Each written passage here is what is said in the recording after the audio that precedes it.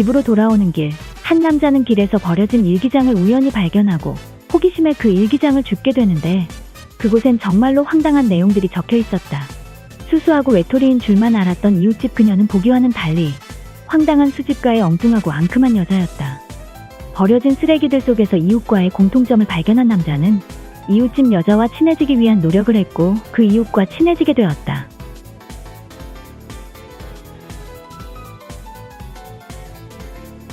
상사의 부인이 자택에서 개업한 에스테틱, 여자 손님들의 반응은 더할 나위 없이 좋고 상사 부인은 상사 몰래 남성 손님도 시술하기로 한 것 같다.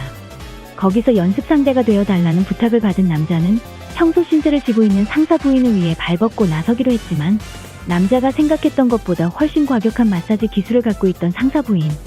남자는 시원함을 금치 못한 나머지 해서는 안 되는 행동을 하게 되는데 여기 수업에 집중하지 못하는 한 학생이 있다. 그를 다정한 눈빛으로 훈계하는 선생님. 학생은 그런 따뜻한 선생님을 짝사랑하게 되어 프로포즈 선물까지 준비했다. 그런데 한 발 늦어 한찐따 오원충같이 생긴 새끼가 먼저 선생님에게 고백 선빵을 날렸고 남자는 시름에 잠기더니 이내 이런 상황을 견디지 못하고 분노에 휩싸였다. 그는 다시 한번 용기 내어 고백으로 선생님을 혼내주었고 선생님은 그런 학생이 부담되어 직무유기를 하고 학생의 질문을 씹어버렸다. 수학 문제를 풀고 싶었던 한 학생은 굳이 국어 선생님인 그녀를 따로 불러 그동안 궁금해 핸드폰으로 찍어두었던 수학 문제를 물어보는데 서른을 앞두고 시골지사에서 도쿄지사로 전근 온 스즈키. 친구들은 부러워했지만 고향에서 유유자적했던 삶을 그리워하며 스즈키는 바쁜 도쿄살이에 질려 있었다. 더욱이 옆방에서 밤새도록 새어나오는 벽간소음은 무척이나 괴로웠다. 옆집은 레슬링 TV를 즐겨보는 듯 했다. 굉장히 거친 숨소리가 옆집까지 다 들린다. 한숨도 못 자고 아침을 맞은 스즈키는 집에 나서자 마침 옆집에서 나온 남자와 마주쳤다.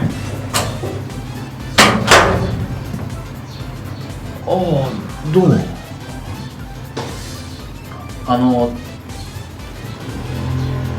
ちょっといいですか？はい。僕、一昨日にこの部屋に越してきたんですけど、ずっと実家暮らしで一人の環境に慣れてなくて、それに隣の部屋から夜中にあんな音がしてたらちょっと。あなた携帯忘れてるわよ。ああ、ごめん。どちら様？ああ、最近隣に越してこられた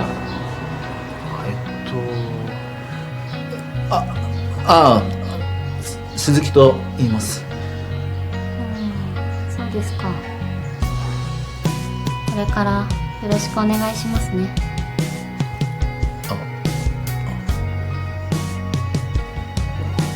僕ら三宮と言います。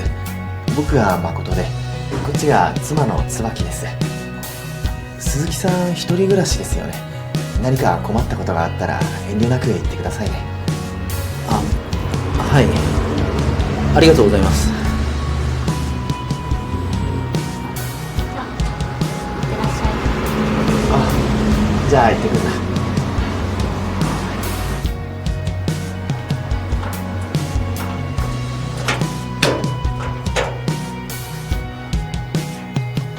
스즈키가 레슬링 선수였을 거라고 생각했던 헐떡이는 목소리의 주인은 다름 아닌 옆집 젊은 부인이었다. 疲れた。こっちの視はガチガチの体育会系じゃねえかよ。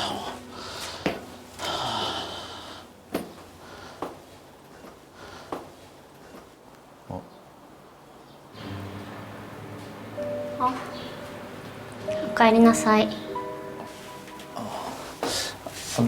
どうも。何でしょうか？もしいらっしゃったらお食事一緒にどうかなと思ってちょっと作りすぎちゃったんですよね。夫と私で食べても余っちゃいそうだし。음식을 많이 만들었다는 어처구니 없는 이유로 옆집 부인은 자신의 집으로 초대했고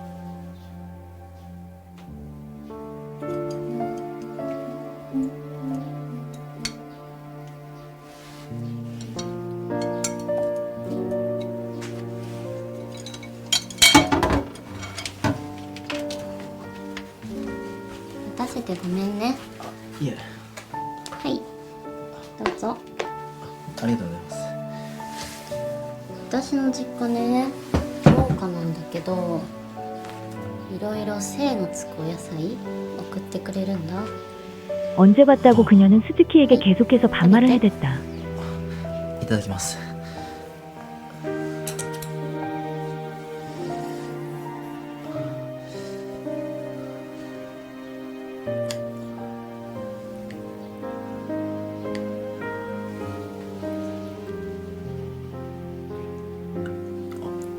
美味しいです。よかった。はいサラダも食べて。どうしたの？いや、三宮さん、料理上手なんですね。すごく美味しくて。よかった。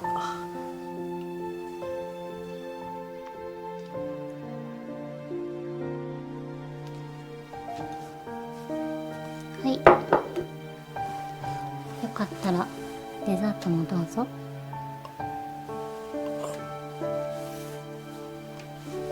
いや、僕、こんな入り浸っていいんですか？もうすぐ旦那さん帰ってくるんじゃ。旦那が帰ってきたら何かまずいの？いやいや、そういうわけじゃないんですけど。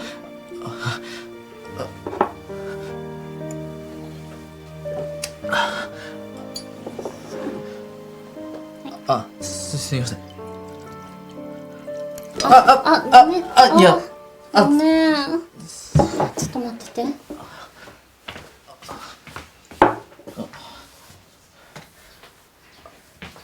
ごめんなさい。大丈夫？はい、全然大丈夫です。すいません。すっごい濡れちゃった。ごめんね。全然。あれ？ちょっと汗かいてる？え？ 흘린 물을 이상한 방식으로 닦아주던 그녀. 그렇게 한참을 흘린 물을 닦아주고 있던 그때 그녀의 남편이 집으로 돌아왔다. ただいま。あれ、鈴木さん？どうも。お帰りなさい。お近づきの印に料理食べてもらってたの。そっか。なんか急にすいません。いえ、そんな。 아내를 여의고 식사도 못하시는 시아버지. 아버님, 먹고 싶은 거 제가 다 해드릴 테니까 말씀만 하세요. 며느리 후카유키는 확실히 그렇게는 말했지만 설마 그 요리를 먹고 싶다는 말을 꺼낼 줄을 몰랐다. 구하기 어려운 재료로 만들기도 어려운 요리를 해야 하는 며느리의 가진 시월드가 시작된다. 어머니가 돌아가시고 부자 가정이 된 지 벌써 5년. 학교 틈틈이 집안일도 하고 아버지를 의지해 살아온 나오키. 어느 날 나오키가 귀가하자 그동안 듣도 보도 못했던 호화로운 요리와 젊은 여자의 모습이 보였다. 그녀는 이야기로만 들었던 이전의 아버지의 비서였고 아버지 교제 상대인 미카였다. 아빠는 아들 나오키에게 미카 씨와 재혼하기로 선언했고 갑자기 나오키에게는 새엄마가 생겼다. 그런데 새엄마치고는 원망스럽게 예쁜 그녀였다. 나오키가 미카를 여자로 의식하는 것은 필연이었다. 광고 대행사에 근무하는 남자는 매일 기한에 쫓겨서 버겁게 일을 하고 열정 없는 무능력한 직원이다. 일의 꿈도 희망도 없지만 그에게는 이 회사를 다니며 한 가지 즐거움이 있었다. 언제나 짧은 치마를 입고 다니는 쿠로카와 씨의 엉덩이를 멀리서 바라보는 것이다. 그러던 중 쿠로카와 씨와 단둘이 밤에 회사에서 야근을 하게 되었다. 유부녀인데도 헬스 PT를 제대로 받았는지 온몸이 근육질인 그녀. 그는 그녀에게 다니는 헬스장이 어디냐며 근육 키우기를 동참하려 하는데 코로나 시대 맞벌이 아내를 배웅한 뒤 혼자 집에서 원격 근무를 하고 있는 남자. 점심을 사러 편의점을 가거나 기분 전환하러 잠깐 밖에 나갈 때 가끔 엘리베이터에서 만나는 여성이 있었다. 어딘가 쓸쓸한 느낌이 드는 옆모습. 날이 갈수록 남자는 그녀가 신경 쓰이기 시작했다. 알고 보니 그녀는 아내와 아는 사이였다. 괜찮으면 점심 같이 먹을래요? 밥 친구가 생겨 기뻤지만 그들 사이에서 코로나는 종식되지 않았다. 그러고 보니 이야기하는 것이 처음이네. 예, 정말 그렇네요. 우리 동갑인데 사이좋게 지낼까요? 미혼이자 사장의 비서인 아오이와 사무직이자 유부녀인 유리야. 사무실에서 잠깐 만나긴 했지만 말할 계기도 없이 안면이 있던 두 사람은 뜻밖의 친해지고 상사와의 불륜 관계에 고민하는 아오이와 남편의 불륜으로 고민하는 유리야. 그런 두 사람의 일상이 어느 날을 경계로 진흙탕이 되어가는 것이었다. 회사가 경영난에 빠지고 사업 축소를 위해 회사에서 어느 한쪽을 해고해야 한다는 통보를 받은 코타로와 히데토. 가정이 있고 게다가 자기 집을 막 구매한 히데토를 배려해 아직 솔로인 코타로는 잘 다니던 회사를 그만둔다.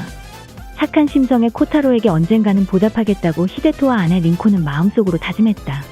그렇게 반년이 지났고 고향으로 돌아가 관광버스 기사 일자리를 얻은 코타로가 이 취직 소식을 전하기 위해 친구 히데토 집에 상경했다. 마중 나와준 아내 린코에게 선물까지 안겨주는 코타로. 일찍이 코타로에게 혜택을 받은 린코는 코타로가 너무 고맙고 미안한데 그녀는 남편 히데토를 대신해 코타로에게 은혜를 갚기 시작한다.